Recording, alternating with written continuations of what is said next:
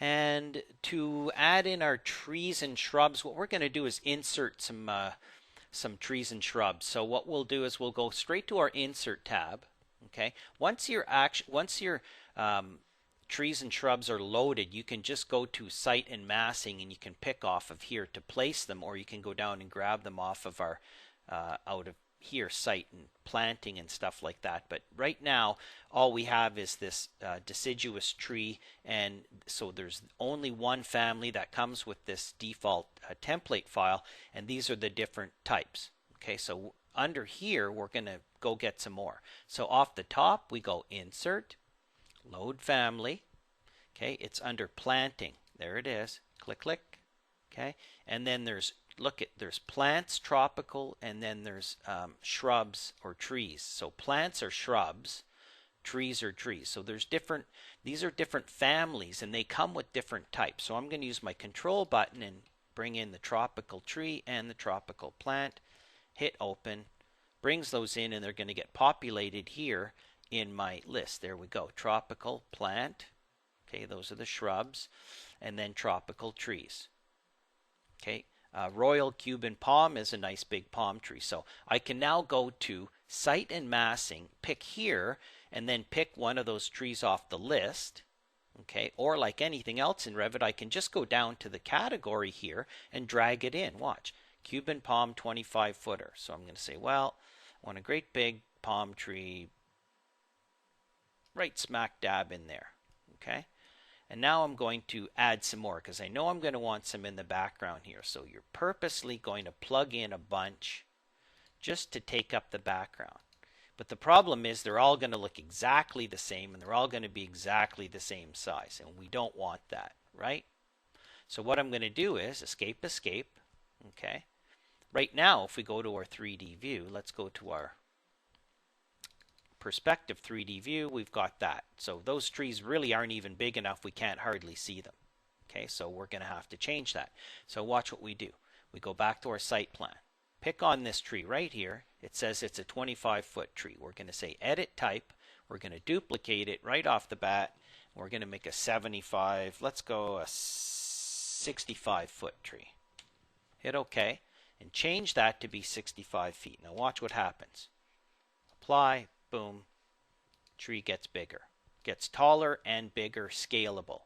Okay, now watch what I'm going to do. I'm going to go to my modify tab. I'm going to use my match type and say match this to these guys. Okay, so at least they're all bigger now. Even this guy, just to see what it does. Escape, escape, back to my 3D view. All of a sudden, lots of trees. Now they're all exactly the same, but watch what I can do. I can pick right in here and say edit, duplicate, and make this a 55-footer. Okay, now that I kind of have a feel for it, and I can go in here and change it to be 55 feet, hit apply, hit OK. Now I can use can I use my match type in this view? I cannot.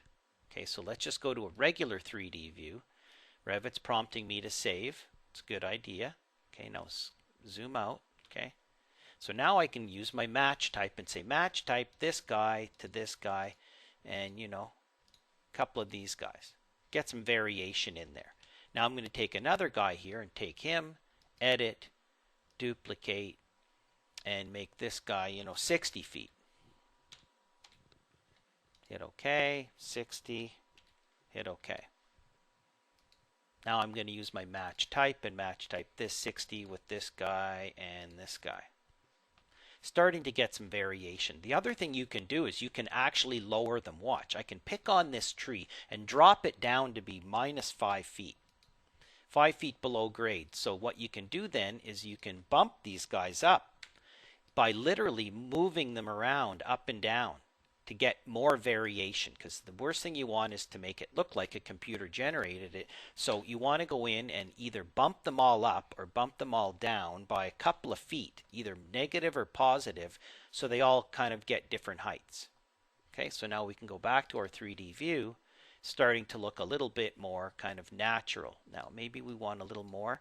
This guy in the front, I think we're going to change, because that's a 55-footer. Do we have we don't have a 50. I want to make this one smaller. So I'm going to pick on here, edit, duplicate, and I'm going to change that to be, only, I think that original 25 footer was probably good enough. So I don't have to make one. Let's just make it the 25 footer. Hit OK. Oh, that's a bit too small. Edit, duplicate. Let's go 20, 30. Let's make it a 40 footer. 40 feet. Hit OK. Change this to be 40. Hit apply. Hit OK. Okay, we still need to do some trees and shrubs and stuff. So let's say I want to move that so it's right dead center at that point purposely. Okay, so you can take that and you can nudge it around, but watch what I'm going to do. I'm going to go to my view tab here and say close all extra windows. Okay, now I'm going to open up my site plan. I'm going to open up my site plan. Now I have the site plan and the 3D camera view have been opened, and if I say tile, it's going to tile those two views. Now watch, I can zoom in here. I need a little more screen space, admittedly, but I can zoom in here, and now I can take this tree and watch. Nudge, nudge, nudge. See what I'm doing? Just because I'm getting sneaky here for whatever reason. So again, you can take these trees. I can do whatever I want back here now. I can pick on this guy and I can nudge it back. Okay, I can grab this next one, move it over. Okay, using my, I should go back and retile these. Using my two views, I can go over here and grab these different trees and, nudge them around and see where it's going in both views. Wonderful, right? Now I can just exit this, double click, I'm back to my full 3D view. Okay, so from there we can add more trees. Let's go back to our site plan. Okay, and I know it looks a little bit busy in here, but that's okay. And if you find you can get away with less trees, that's okay too. So now, again, all we have to do is go down here to these and just try some out. Golden palm, 10 feet,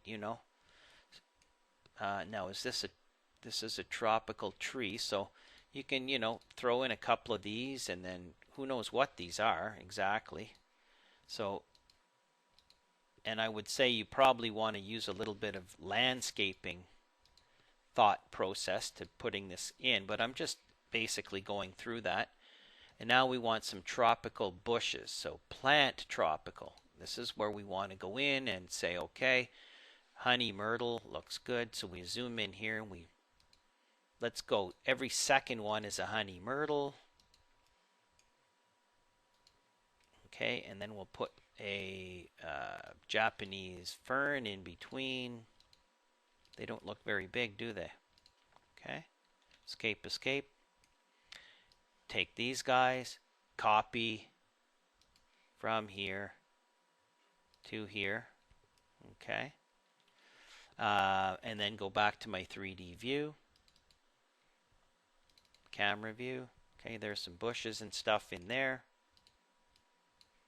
Again, you can take these and move them up and down. So if you pick on this bush and you drop it down by, -4 inches, it'll go down. So that's what I usually do. Is you don't even really have to change the size. You just have to move them up and down, literally elevation wise. And then you can create that effect that they're different sizes. Okay, you can also go in and rotate them, will make a difference. Okay, if you go in here and take this guy and say rotate from here to here, and then take this guy and say rotate from here to here. Take this guy, rotate. So you do want to rotate them around so that they're not all exactly the same. So take the time to go through and rotate some of these guys around.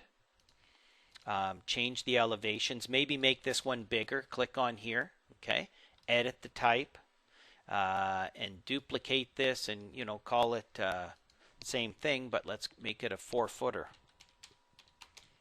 Hit OK and change the height to be 4 feet. Hit apply. Hit OK. Okay. Then you can use your match type and match this guy to this guy and this guy and this guy. Escape, escape. Take this guy, rotate. Start to play around with it. Okay. Go back to your 3D view. Starting to look a little bit better. Okay. We can maybe try realistic view now. And I think we're almost ready to render. We need to put something here in the background to get rid of this horizon line.